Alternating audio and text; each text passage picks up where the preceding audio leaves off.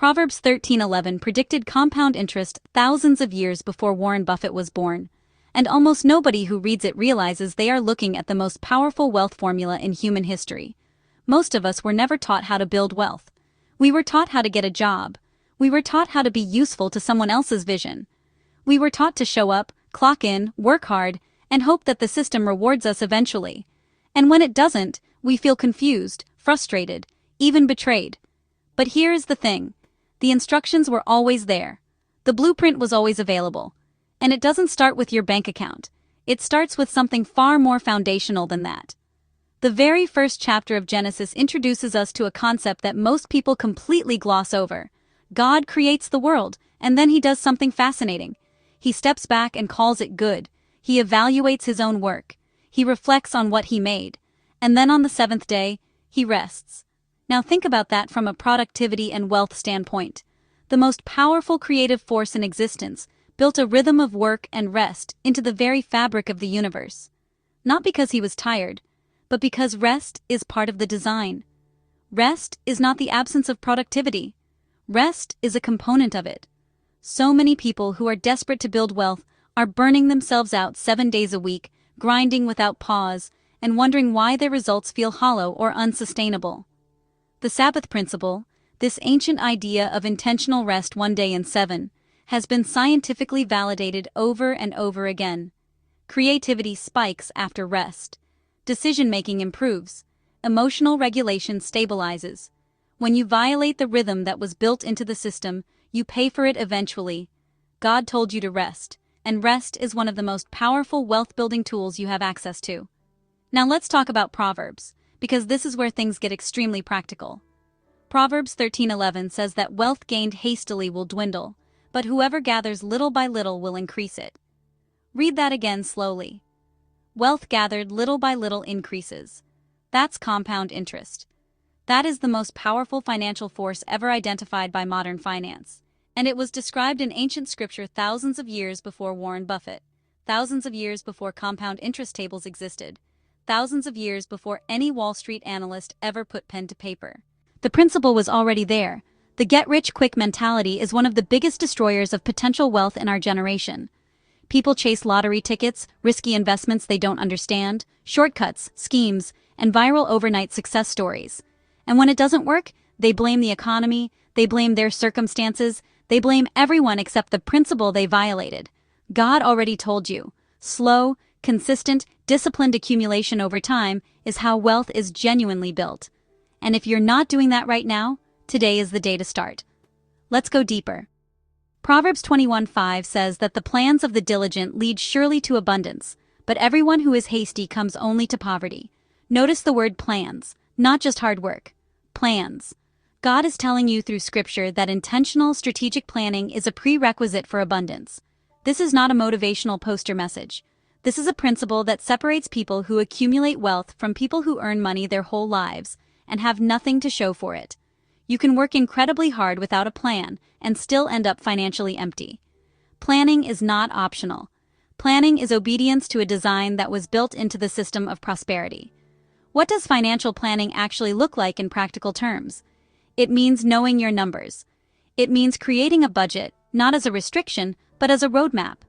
It means setting clear financial goals with timelines attached to them. It means deciding in advance what you will do with money before it arrives, rather than reacting to it after it shows up. The Bible is full of examples of people who planned ahead and prospered.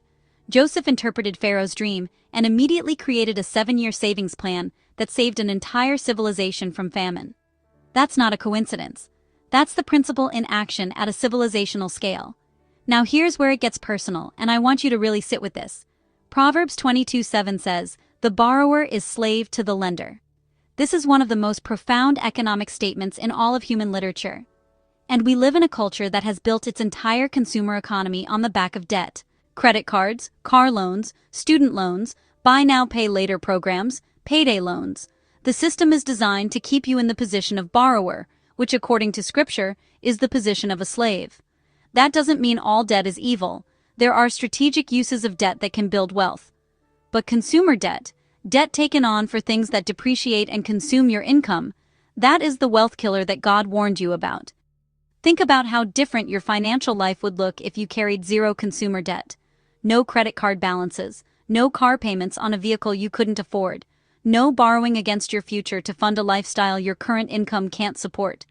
The freedom that comes from eliminating that kind of debt is not just financial, it's psychological, it's spiritual. It changes the way you move through the world when you don't owe anyone anything. And God saw this coming thousands of years before modern consumer finance was invented. Let's shift to the concept of giving, because this is where most people get confused or even skeptical. Proverbs 11:24 says one person gives freely, yet gains even more, and another withholds unduly, but comes to poverty. Malachi 3:10 talks about bringing the tithe into the storehouse and testing God to see if he won't throw open the floodgates of heaven and pour out so much blessing there won't be room enough to store it. Now, I'm not here to turn this into a theological debate about tithing percentages or denominational doctrine. What I want to point out is the underlying principle, which shows up consistently across the entire Bible.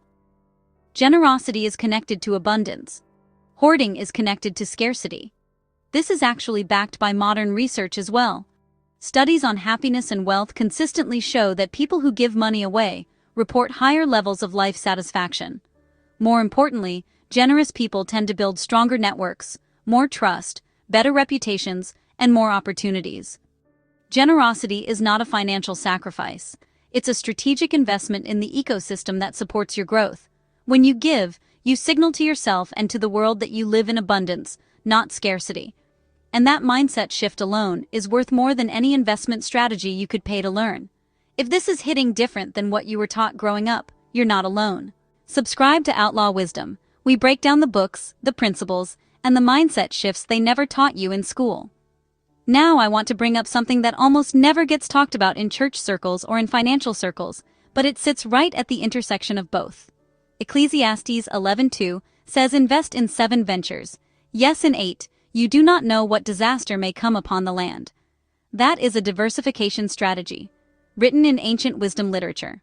The modern financial principle of not putting all your eggs in one basket was explicitly laid out in Scripture. Spread your investments. Create multiple streams. Don't attach your financial future entirely to one job, one business, one asset, or one income source. This is ancient wisdom that Wall Street later packaged and sold back to you as sophisticated financial advice. And the reason this matters so much right now is that we live in one of the most economically volatile periods in modern history. Jobs that existed 10 years ago are disappearing. Industries are being disrupted overnight. The people who are financially resilient in this environment are the ones with multiple income streams, diversified assets, and the psychological flexibility to adapt. God told you this thousands of years ago. The only question is whether you're going to act on it. Let's talk about something that's very close to my heart, and I think it's going to resonate with a lot of you. Luke 16:10 says, "Whoever is faithful with very little will also be faithful with much, and whoever is dishonest with very little will also be dishonest with much." This is one of the most psychologically precise statements about money ever recorded. The way you handle small amounts of money is a direct preview of how you will handle large amounts. If you can't manage $200 without blowing it on impulse purchases, you will find a way to blow $2,000. And if you blow $2,000, you will blow $20,000. Because money management is a skill, and like every skill, it scales with practice.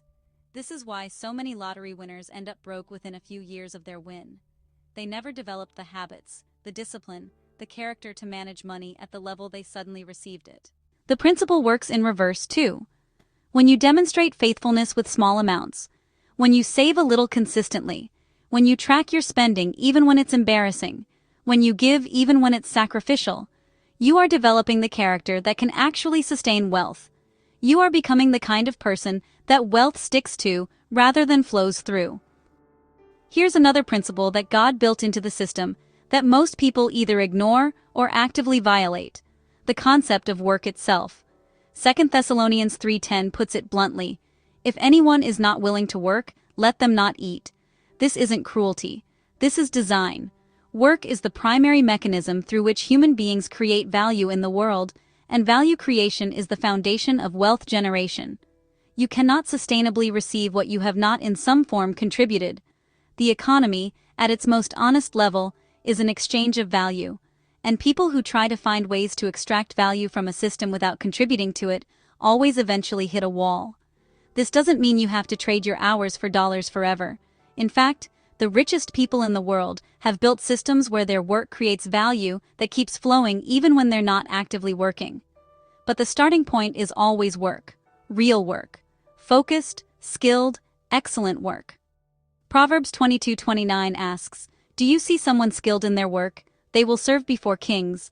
Excellence in your craft is a wealth accelerant. Develop a skill that the market values. Develop it to a level that puts you in the top tier of people offering that skill. And watch how the economics of your life shift. I want to spend a moment on something that might sting a little. The Bible talks extensively about the dangers of pride in the context of wealth. Proverbs 16:18 is the famous one. Pride goes before destruction, and a haughty spirit before a fall. In terms of finance, pride shows up in very specific and very expensive ways. It shows up when you buy a car you can't afford because you care about what people think. It shows up when you overspend on a wedding to impress guests. It shows up when you refuse to take a lower-paying job that could teach you skills because it feels beneath you. It shows up when you're too proud to ask for help, too proud to admit you're struggling, too proud to start small. Pride is a wealth suppressor disguised as self-respect, and God warned you about it explicitly. Deuteronomy 8 is basically an entire chapter about the psychology of prosperity. Moses is speaking to the Israelites before they enter the Promised Land, and he tells them something absolutely stunning. He warns them that when they become prosperous, when they build nice houses and their herds multiply and their silver and gold increases, they will be tempted to say in their hearts, "My power and the strength of my hands have produced this wealth for me."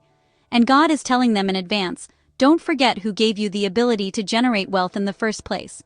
Don't let success make you arrogant, because arrogance cuts you off from the source. This is not just spiritual advice. This is practical wisdom about staying hungry, staying humble, staying connected to principles, rather than being intoxicated by results. The most dangerous moment in any wealth-building journey is the moment right after your first big success. That's when discipline tends to relax. That's when lifestyle inflation kicks in. That's when you start believing the lie that you have everything figured out. God was warning you about this moment long before you ever arrived at it. Now let's talk about something that ties all of these principles together. The parable of the talents in Matthew 25 is perhaps the most explicitly economic parable that Jesus ever told. A master gives 3 servants different amounts of money before going on a journey. 2 of the servants invest what they were given and double it. The 3rd servant buries his money out of fear.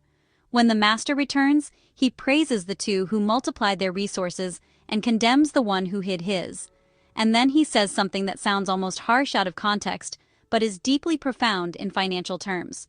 To everyone who has, more will be given, and they will have an abundance. But from the one who does not have, even what they have will be taken away. This is the compounding principle again. This is the momentum principle. Resources grow when they are put to work. They don't stay still. Either you're using money to create more value, or you're watching it slowly lose purchasing power to inflation. There is no neutral position with money. You are either growing or declining, and the servant who buried his talent out of fear didn't just fail to grow, he was judged for it. Fear is not an acceptable reason to sit on what you've been given. God expects you to use what you have been entrusted with. Let's bring this home with one of the most misunderstood verses in the entire Bible. 1 Timothy 6:10 says, "The love of money is the root of all kinds of evil." Not money itself. The love of it, the obsession with it, the worship of it, the willingness to compromise your integrity, hurt people, lie, steal, and betray for it. When money becomes your god, it becomes your destruction. And this is a distinction that is absolutely critical to understand for anyone who wants to build lasting wealth. Because sustainable wealth is built on a foundation of character, trust, and integrity. And those things cannot coexist with the worship of money. The Bible's position is not that money is bad. Wealth is celebrated throughout Scripture. Abraham was extremely wealthy. Solomon was the richest man of his era. Job had his wealth restored double after his trials. The patriarchs, the kings, the successful merchants in Proverbs, none of them are condemned for having wealth. What is consistently condemned is loving money more than people, more than God, more than your own integrity. Keep money in its proper place as a tool, not a master, and you can build enormous amounts of it without losing your soul in the process. So here's what I want you to walk away with today. There are 8 principles that God built into the design of the universe when it comes to wealth. Number 1. Rest is part of the system. Build rhythms of recovery into your life, or you'll burn out before you build up. Number 2. Slow and consistent accumulation beats hasty shortcuts every single time. Start where you are and keep going. Number 3. Planning is not optional. You must have a written, intentional financial plan, or you're just hoping. Number 4. Debt is slavery. Get free of consumer debt as fast as you possibly can and never go back. Number 5. Generosity unlocks abundance. Give consistently, give strategically, give joyfully. Number 6. Diversify your income and your investments. Multiple streams protect you, and multiple streams compound. Number 7. Be faithful with small things first. Your character with money determines your capacity for wealth. Number 8. Keep money in its proper place. It's a tool. Use it. Don't worship it. These principles are not new. They are not invented by some modern financial guru. They were placed in the oldest text that humanity has access to, and they have been working for people who applied them for thousands of years. The question has never been whether the blueprint exists. The question has always been whether you're willing to follow it. If you've been struggling financially, I want you to genuinely consider which of these principles you've been violating, not because I want you to feel guilty, but because awareness is the first step to change. Maybe you've been chasing quick money. Maybe you're drowning in debt. Maybe you've been too afraid to invest the resources you have. Maybe you've been working without a plan. Maybe you've never given generously because you've been operating from scarcity. Whatever it is, the good news is that principles don't expire. They work when you apply them. And it is never too late to start applying them. The wealth blueprint was never hidden from you. It's been sitting in the most widely printed book in human history. It was written for you. It was preserved for you. And now you know it. The only thing left to decide is what you're going to do with it. Because if God already told you, and He did, then the next move is entirely yours. Start today. Not tomorrow. Not when you feel ready. Not after the next season of life settles down. Today.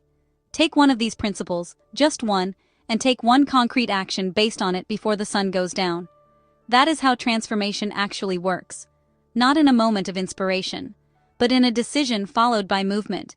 You were made for prosperity. Now go build it. If you got something real from this, subscribe and hit the bell. Outlaw wisdom is for people who are done following average advice and ready to think for themselves. I link the book and the free audiobook trial below. Until next time, stay wise, stay free, and start building what was always meant to be yours.